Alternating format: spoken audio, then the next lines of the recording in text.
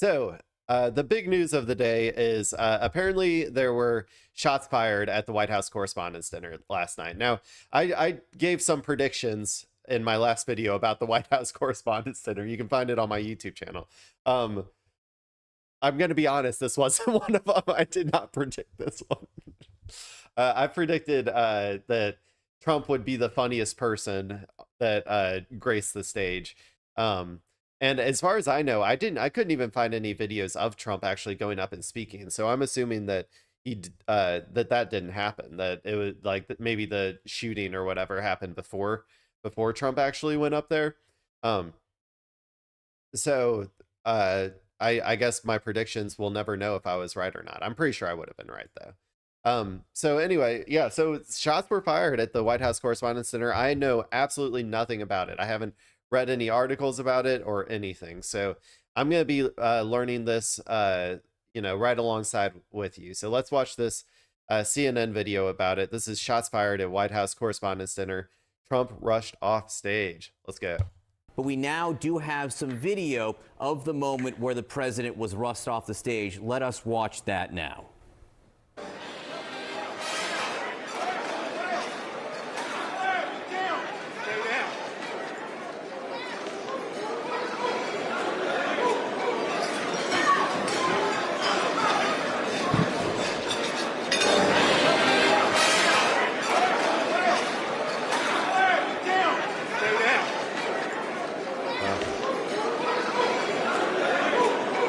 The Secret Service under the Trump admin they're really getting their money's worth with them this time.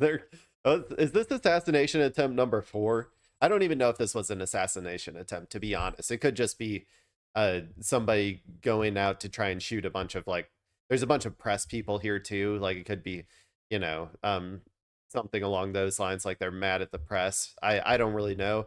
Maybe we'll get some more information on the shooter later on in this video, but definitely all of these Secret Service people, they haven't had this much action in I don't know, man, since JFK or something.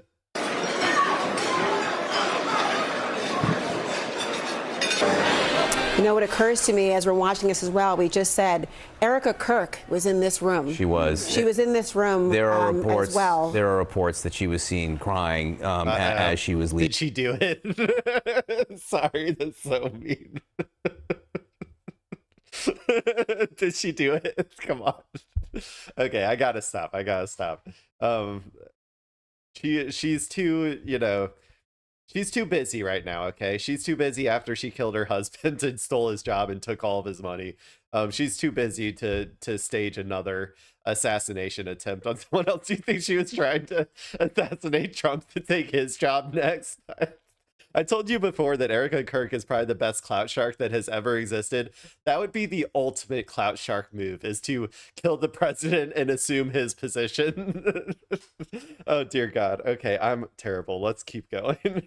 Leaving the room as well. People who did see her there made that note. Obviously, this had to be very, very traumatic. We have Caitlin Collins on the line for some more insight. Caitlin Collins, we're listening. What's happening?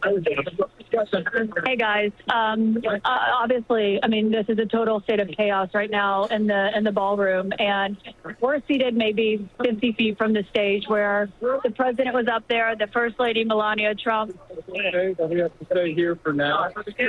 Security is telling us that everything's okay. The shooter, there was a shooter? 1 second, guys. I'm literally, what happened? We're trying to identify it now. Where was the shooter? Somewhere out there. In the lobby? In the lobby? All right, control. All right, guys. I just want you to know this is not verified. We're just listening to what's happening right now. You know what's crazy is there's probably never going to be a more reported on shooting ever, because this is literally a room full of reporters and news people. There are hundreds of people who I'm sure are also getting calls from their news organizations to tell them what's going on right now. But we have security around us, and it's Secret Service because there's a lot of members of the administration here. The Secretary of Education is seated right next to me, and her security just confirmed that there was a shooter in the lobby. It's not clear where. Obviously, it's a very big hotel. In the lobby of the Hilton, they said he is confirmed dead. We don't know Okay. anything more than that, but I can tell you we had just sat down to dinner. I guess it makes sense. I mean, he was shooting up like an event with all of our, you know, all of our pedo billionaires. So like, yeah, he's. I guess it makes sense that he was shot and killed. The president, the first lady, Caroline Leavitt, were all on stage, including the vice president, J.D. Vance. So obviously a lot of security here. And, you know, at the beginning of the dinner, everyone's just kind of seated having their meal. And within moments, armed Secret Service is running in with massive guns. I mean, maybe dozens. And a silence just went over the room as they ran in. Everyone ducked, got on the floor. People were underneath tables. No one knew what was going on. And for a second, the president actually was not evacuated off stage. I looked. He was sitting still right there. A Secret Service was coming in down the hallway. And so we didn't know at first, but then we heard from our own security that they heard shots fired. And now we do have Secret Service telling us, obviously I want to know this is only one Secret Service member, but a member of security is here telling us that there is a shooter who is confirmed dead. And now we are kind of basically locked inside the ballroom. But basically they were saying everyone's okay. It's interesting because the other video that I had planned for this, it looks like he's like pinned down on the ground, but maybe I don't know. I don't know. They have not identified. This is all like, obviously this was from 11 hours ago, so this is probably right when it happened. So always take directly after the fact reporting with a grain of salt. So she's saying that he's confirmed dead. We'll see in like future videos probably. I'm just saying it probably is, but just the next video I had made it look like he was alive. The shooter yet, but obviously it shows you this was not some kind of false threat, that obviously something had happened and they rushed the entire administration off stage. A few members are still in the audience because, as you guys know, someone from the administration is kind of seated at each table inside. I'm actually sitting next to Secretary McMahon, the Secretary of Education. And so that was what happened. I mean, I've never seen anything like this in my life. And I want you guys to know security is very tight getting in. It's Secret Service who wands you. You come in through magnetometers into this. And so obviously there's a ton of security here, given how many top officials here, the House Speaker, Mike Johnson, top lawmakers who all have their own security details are also in the room. That just speaks to this. But as we were sitting here, and then moments later, obviously the president was rushed off stage, the vice president was rushed off stage. I saw Secretary Kennedy being rushed off as well. Stephen Miller. Now, I would never, under any circumstances, condone this. Okay, people, never. I will say this though, I am not a fan of any of the people in this room, and I completely understand where people's disdain for this type of thing comes from. Now, I don't know if this person was going for the president. I don't know if they were going for a news organization. I don't know what their background is. We'll have to find out as the reporting comes out. But while I would never condone like someone actually going out and doing an act of adventurism, I do think it's stupid to think that it's not inevitable. Like, I think it's just an inevitable consequence. Like, you can't pretend like the human condition isn't what it is. And if you do, like for instance, Trump and the Trump administration, if you govern the way that you're governing, where you're, eviscerating the working class at a record pace and making everybody's lives worse, making everybody's medical payments go through the roof, making, just generally making everything unaffordable, going to war, like a super unpopular war with Iran. All of these things have like potential to cause people to turn towards adventurism. And while I never condone it, despite what YouTube sometimes thinks, I never condone it. I do understand it. It's something that is easily understood if you're not sticking your head in the ground. Like, it's just a natural, like, if you push people down hard enough, then this sort of stuff is inevitable. So and I'm also like, a lot of these people, like, they don't deserve adventurism deaths, but a lot of them do deserve to have a legal process by which they are systematically put into jail forever, or legally other things. Not adventurism. I don't like vigilantism, but if there is laws and stuff around it, I don't necessarily have a problem with capital punishment when it comes to the pedo billionaires that run our country. Personally, that's my personal opinion. Okay, people, but this is in no way a am in no way condoning any sort of acts like this. Okay. And his wife, as they were moving quickly, but it's difficult for them to identify where everyone is in this very cramped ballroom as we're all kind of seated right next to each other. Caitlin, are you hearing anything more in terms of the number of shooters or any shots fired or anything, information about where they were firing into? Was it confined to the lobby or inside of the actual ballroom? So it's not clear because obviously it looks like the threat was coming near the stage, and that's where people thought that they heard gunshots. But then we also have reports that people who were seated kind of at the back of the room heard it. I mean, the acoustics, obviously, it's hard to judge. I personally did not hear the gunshots. I'm seated.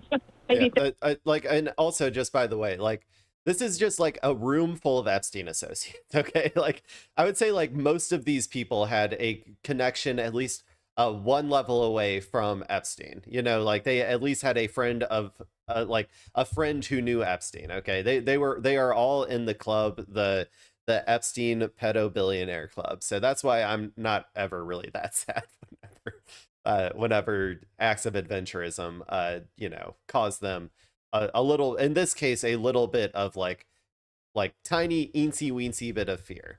You know, the elites in general, I think, like not they shouldn't be afraid of adventurism. I like I said, I do not condone adventurism like this. But they should be afraid of the people that they represent, or like the people that they are purportedly supposed to represent. Like it's like during the times of like the French Revolution, if you have like the Queen and all of her you know, all of the lords eating like you know, roast suckling duck and like all this stuff while people are dying on the street, emaciated, like not able to get bread, like I don't know, what the fuck did you expect to happen? You know, like I don't know. 50 feet from the main stage where the president, the first lady, and the vice president were. But I would always prefer people to organize, though. Organizing, if you're going to do acts of like civil disobedience, or if you're going to engage in acts of even violent resistance, if you want to call it that, you should always do it organized as a part of a movement with specific goals that you're trying to get. That's my personal opinion. And you kind of walk downstairs. It's in the basement of the Hilton. The security just confirmed to me that the shooter that was here inside the Hilton where the president was is confirmed dead. It seemed to indicate that this person was in the lobby. But, I mean, I want you guys to know this is all just coming in as we're literally standing here in the room reporting on this as it's happening. And I just to give you insight into this room, obviously it's always a huge gathering of media, but when the president comes, it generates a lot of interest. So there are some of those powerful figures in media, entertainment, news, Washington that are inside this room right now, just to give you a sense of what this security nightmare is like. Yeah, again, just let's reiterate what Caitlin has just told us and bring people up to speed as to what we know. This is the White House Correspondents Dinner, or what was the White House Correspondent Dinner at the Washington Hilton Hotel. About 8 minutes ago, 10 minutes. You know what's crazy to me is that they do these like big ass events with like some of the, you know, most prominent Epstein associates that have ever existed. You know, all of the billionaires, all the millionaires. And they do it at a shitty ass fucking Hilton. Like, don't they have like better event spaces than like I don't know, the conference room at a Hilton, like the same place that like, I don't know, like Michael Scott goes up and gives his speech at in that episode of The Office. Like, don't they're all billionaires. Can't they get a better event space than the fucking Hilton? Maybe I'm wrong on that. I don't know. Minutes ago, people heard things and the room was cleared out very quickly. The president, the vice president, the entire dais, most of the cabinet is there as well, taken out of the room. Caitlin, who is in there, Caitlin Collins, is reporting she is hearing from a security official that there were shots fired, perhaps in the lobby, by someone who is now dead. Now, we don't have any information this person got in the room or near the president or any official, but there does appear to have been shots fired outside. You can see officials right now sweeping the area, going through, and we have no information about who the individual might be or anything like that. I will say, as Caitlin was saying, this is one of the most secure rooms on earth tonight. You have the president, the vice president, the entire Hey, it's secure until it's not secure.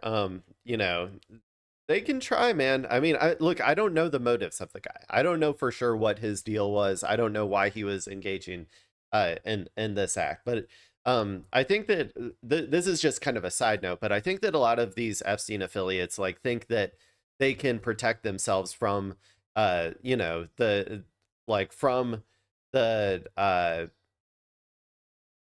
like the acts of the working class. When the working class gets mad at the billionaire class, they think that they can just spend enough money to protect themselves from like the chaos that that the system that they have created creates. Like they do think that they are untouchable and immune. And they are not, okay? Like they will find out eventually, you know, as they continue to eviscerate everybody, that they are not immune. This is like a little reminder, like, and like I said, I don't know the motives of the guy, so he could just be some, I don't know, loon. He doesn't know what he's like. He didn't have any sort of motivating factor, but there will be a lot of people who will have motivating factors, and it will usually be because they are like just economically destitute based on the situation that all of these people in this room are creating. So they might think that they can protect themselves from the chaos that they are creating, but yeah, I assure you that they will not be able to. So much of the entire cabinet there, prominent media figures as well. It takes a long time to get in, and everyone is thoroughly screened.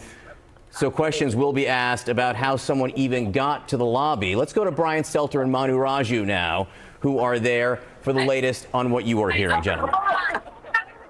And this information, John, that you've been reporting is news to most of the people in the ballroom. Most folks in the ballroom do not yet know anything about shots being fired. Manu, what have you seen? Yeah, I only saw when I was sitting at the table. Sorry, I was muted. This is kind of funny to me because it's just so many reporters. It's all these reporters all jockeying for position of like, oh, I want to report. Like it would be like, I don't know. They're all like, no, let me report. No, let me report. No, let me report. No, let me report. There's like, you know, there's like hundreds of reporters in this room. It's so funny that they're all like, oh, I need to be the first to report this thing. I saw President Trump getting pushed down by his security detail and then being rushed out. Then later seeing both the vice president, the cabinet, also members of Congress, also being rushed out by the security detail. Yeah, and now other than that, nothing else. looking around, wondering what happened because people inside do not know. I apologize. I'm literally holding up a cell phone camera in order to show you this, but it's better than nothing in a moment like this. And I do think that I don't want to overstate this, but there are some folks pretty shook up in the room here. Aw. You had folks. Aw, are all our billionaires, are they feeling a little shook up? Aw. Do they need a blankie? Do they need a blankie and a little iced tea or something? A little mug of hot cocoa? We should all give that to them, people. Their lives, they have hard lives, okay? Their lives are so tough. They have to deal with an occasional an occasional shooter who doesn't even get any of them. Yeah, okay, buddy. Okay. Yeah, I don't know. If you're wondering why I'm like, you might be like, oh, why are you so flippant about this? It's an act of like political violence. And it's because I'm expecting this. The violent system that we have created, aka capitalism, that pushes people to their limits at every aspect of their lives. This is just inevitable. So I'm just not that surprised by it. And like I said, I don't know the reasoning of this person. But like I'm also like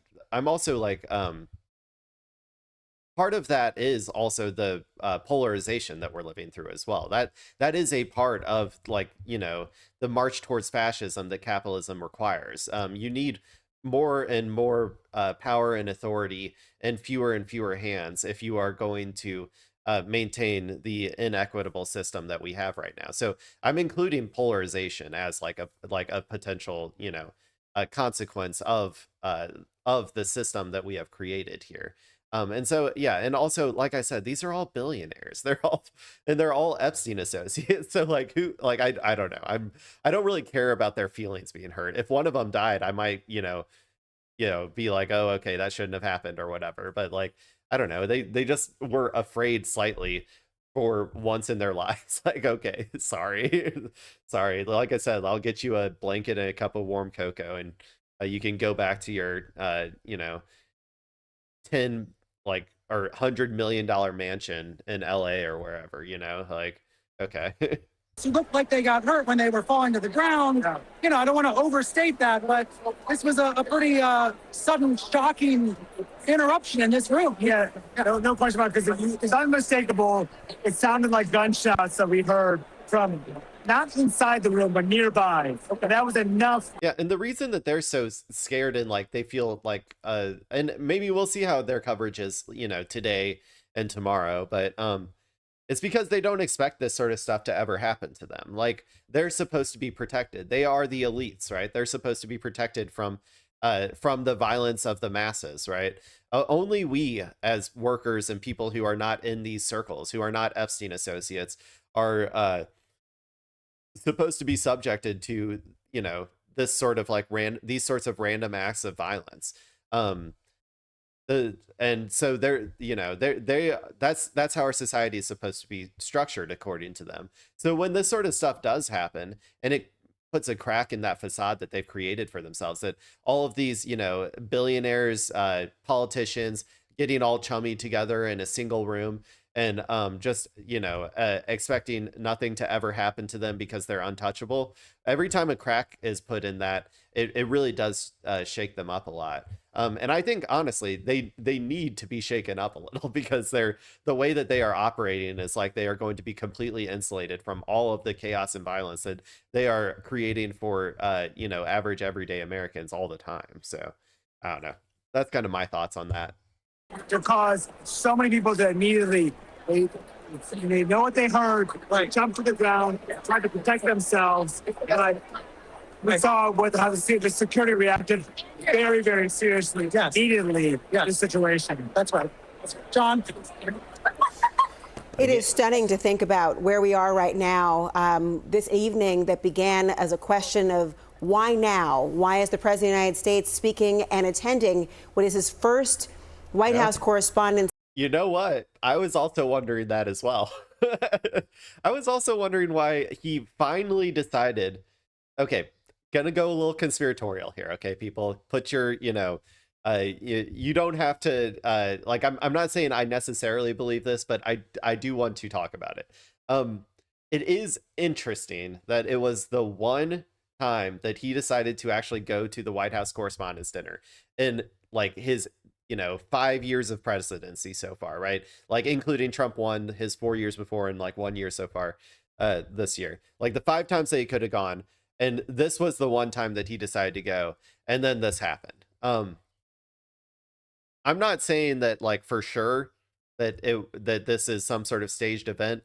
I think the conspiracy theorists are probably going to go crazy, though. And also, now that I know Erica Kirk was there, I might go a little crazy with it too.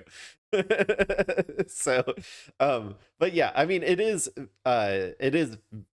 coincidental, I would say, that this is what happened. So, and sorry if my new setup has my camera on like a long, like, spindly thing, and every time I like bump my desk, it like moves around a little. So sorry if that's showing up. I might have to get a way to like steady it or something. But okay, let's finish this one up. Dinner as the President of the United States. He is attending. Many of his cabinet members there. His obviously next in line, the Vice President of the United States. The First Lady is there. The Defense Secretary. Also, you have DNI. You have so many people in the administration. Also, many of whom were on that stage. We watched the video footage as it was coming in live, to a bit of chaos after we were told that loud sounds had been heard inside of the actual venue. Caitlin Collins is reporting that actually shots were fired in the lobby, and a shooter confirmed dead. We've got Jake Tapper, who is sitting next to Brian Stelter as well, who is our eyes and ears inside of the space right now. Jake, what did you hear? Can you tell us what you saw? So, Jake, can you tell us? I'm looking there. Okay, sorry. Jake, it's Laura and Berman. Okay? Yes, I can hear you. What's going on? So this is what's happening. We're just all at this dinner, and then all of a sudden, I didn't hear the bangs, but I guess there was some bangs, and then there was Secret Service running. Here, I'm sorry to do that, but there's Secret Service running down this aisle right here. And then if you look on stage, no one's on stage right now, but the president was there and Secret Service escorted him out. And, you know, people were jumping under tables and people were very upset and worried. And I have some videos, so somebody needs to, we have no signal. There's never any signal here at the Washington Hilton, so I apologize for that. But I have some video to send. But in any case, I have no idea what happened. Somebody with a Secret Service pin said that there was a shooter made his way into the building, but not into the room. And that shooter was stopped. So that's all I know, is that shooter was stopped. But again, that's from one person with a Secret Service pin. Okay. Well, yeah, like I said, you know, these are all, like I said, Epstein affiliates, at least 1 degree of separation from Jeffrey Epstein. They're all pedos, or not pedos. They're all pedo billionaires. There's a difference. They're all associated with the pedo billionaire class, I guess, is what I mean when I say that. So, yeah, I'm not that concerned about their, you know, feelings of being scared and whatnot, to be honest. You know, the amount of violence that everyday people are subjected to is a million times worse than, you know, their occasional having to deal with a random act of vigilantism or whatever it was. Like I said, we don't know what the person's motives are. So let's watch another video from today. And now or I think from today. It says from 9 hours ago, so maybe not. But see, this is what I'm saying. So the last video, they said he was dead, or the person was dead. That's why I was like, I don't know, maybe we should wait to find out.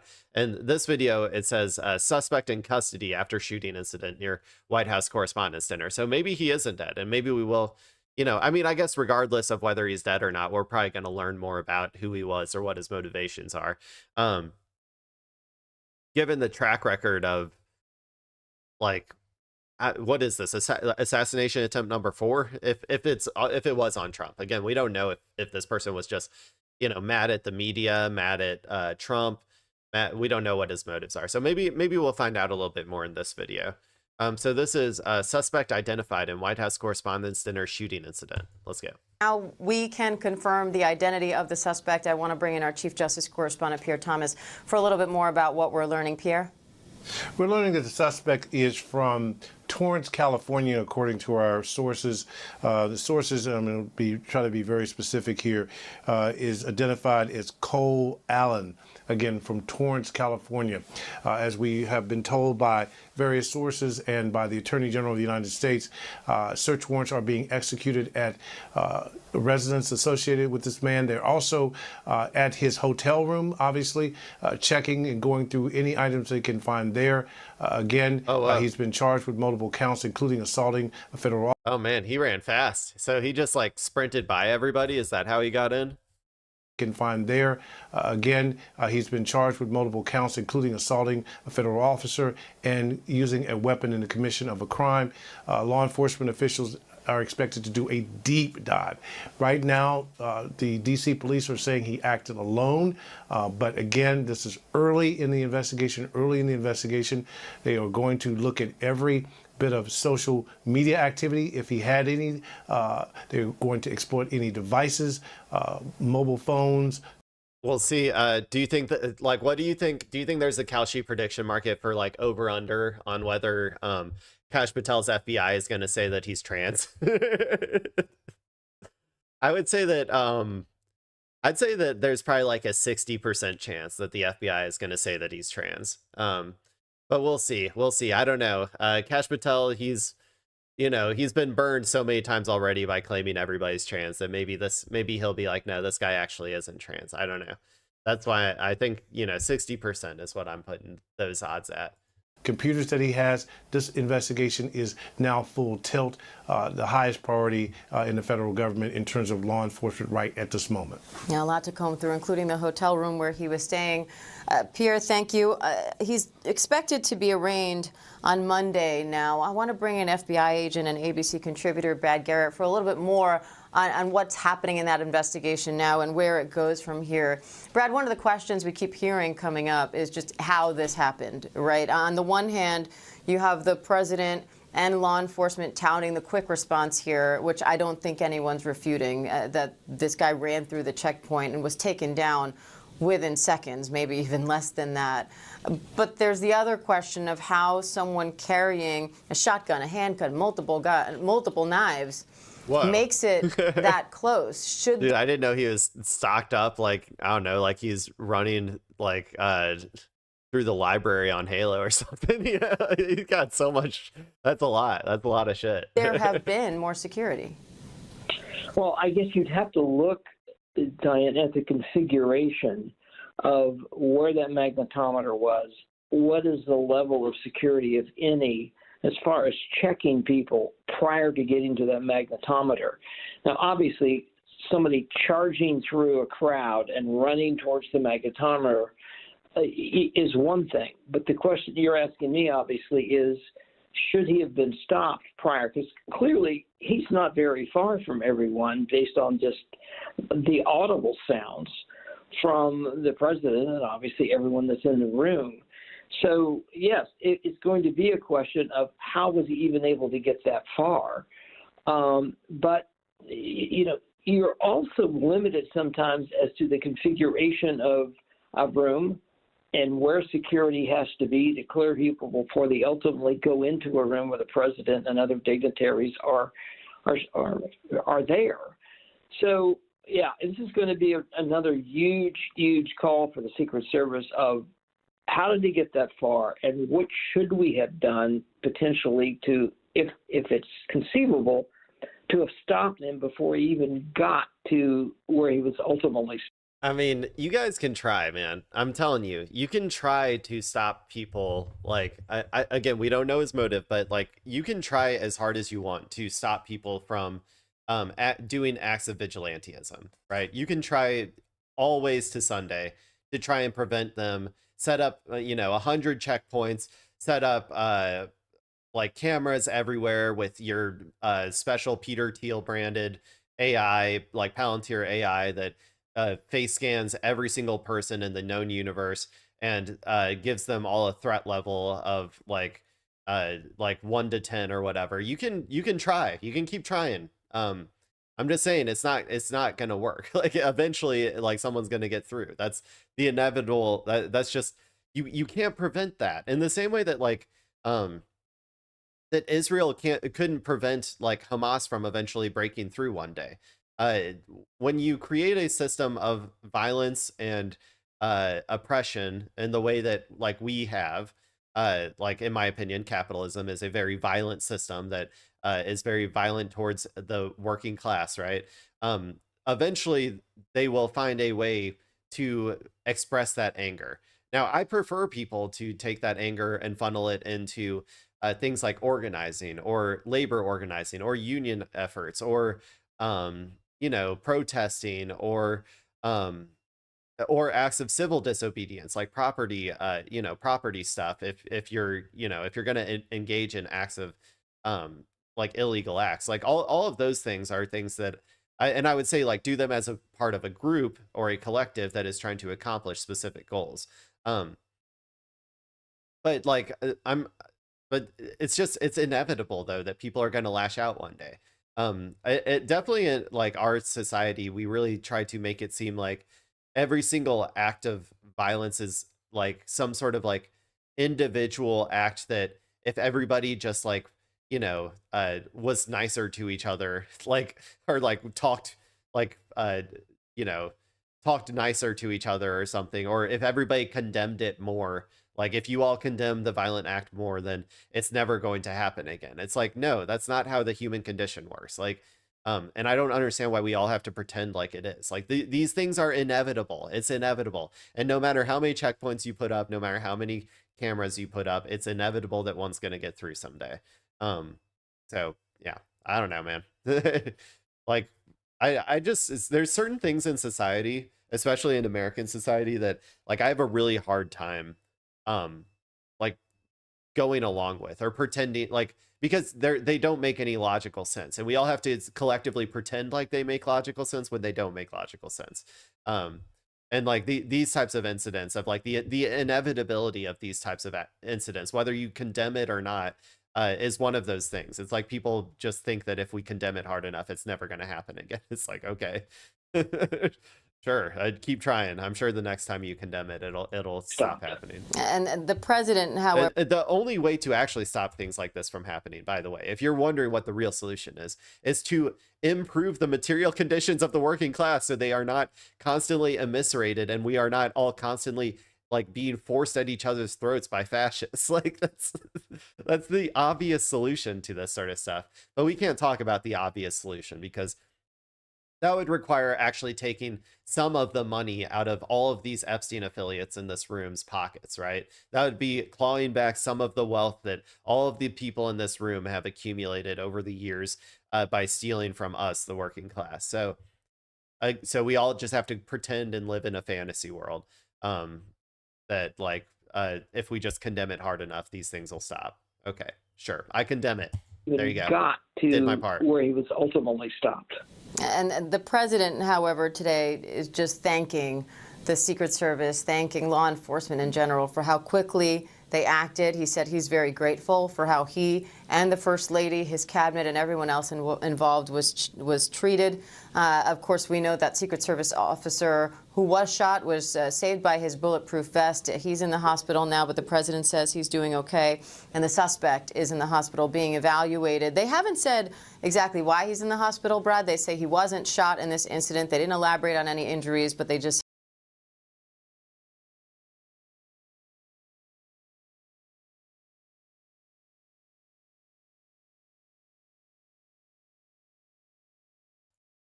sorry, I was muted again. But yeah, so they're saying that the guy is alive. So I think that last one that we watched about the people responding right after the event, I think that one was probably inaccurate when they said he was dead.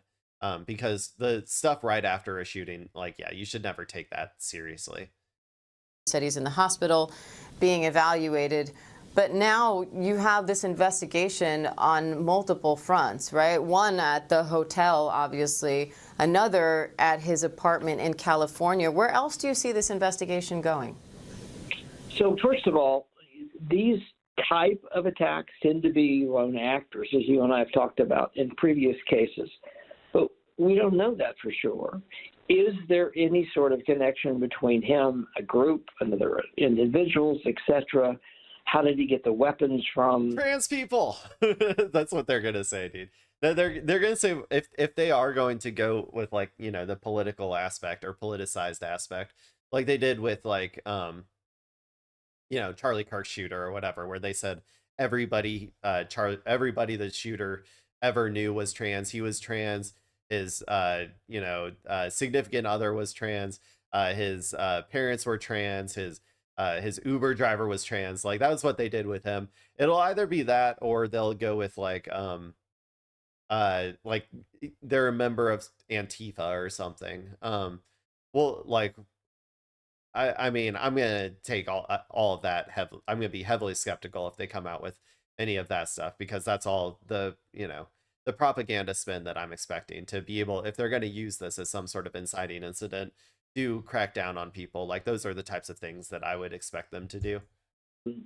Torrance, California, which apparently is where he lived, to D.C., probably drove, I would guess, but they'll be able to figure that out. But is he somebody also, was he on the radar screen of the Secret Service or law enforcement in some form or fashion? Now, maybe yes, maybe no. Even if he was, yeah, was his Palantir score, Palantir danger score like one, like was it a 1 or a 10, right? Or like anything in between, like you know, I would say Palantir would say, judging by his skin color, he's at least a 5. That's what I would guess Palantir is probably if they had to, if they were, if they're rating, if they're looking for their rating, they would probably give him at least a 5 for that reason. Now, maybe yes, maybe no. Even if he was there any indicator, obviously, that he was going to come and attempt to do what he ultimately did tonight? My guess is obviously people didn't know that, or they would have been watching him. But all of those questions are going to have to be answered. And typically people who commit these type of acts will have sort of laid out a trail for law enforcement. Social media, writing things, preparation to come and do this, whatever it might be, to further build the case against him. And to your earlier comment about why he's in the hospital, I mean, they probably tackled him and threw him to the ground. That's what we would do typically. So, he may have gotten hurt in that regard. We do have a bit of breaking news that I want to bring to you here on Live Now, as we've been discussing the very latest, anticipating the Okay, this was my next video. So to close out that last video, like, I guess, so the guy's alive. I'm sure we'll learn more about his reasons for doing this. I, my personal opinion. I don't, I'm not going to cry for billionaires. Like, I'm just not. Sorry. You're not going to convince me to cry for billionaires. I'm not going to cry for billionaires. So, but yeah, I do not condone adventurism. Like, it's not the best way to go about things, but it is also inevitable. And so that's the, especially when you make things like organizing, or like, making your voice heard, or making, we're living in a less and less, like, responsive era, like, where the politicians feel even less and less responsible to the people who elect them. All of this is going to lead to, like, vigilantism. If you don't want that, then you have to actually fix the problems in the country. And it's, like, those are the only options. Like, I don't know. I'm sorry. Those are the only options. And like I said, you can put as many checkpoints as you want. You can put as many surveillance cameras as you want. You can put the best and the brightest over at Palantir on creating a threat level score for every single individual in America. It's not going to stop these things from happening. It's not going to save you billionaires. If you want to actually, not fear these types of things, then you're going to have to allow the working class to have more dignity. That's my personal opinion on the matter. So there you go. So I guess that's about all that I know, or that I could find so far from that particular event. I'm sure that there might be more coming out throughout the day, and maybe tomorrow I'll have more coverage on it, but I think I'm going to move on now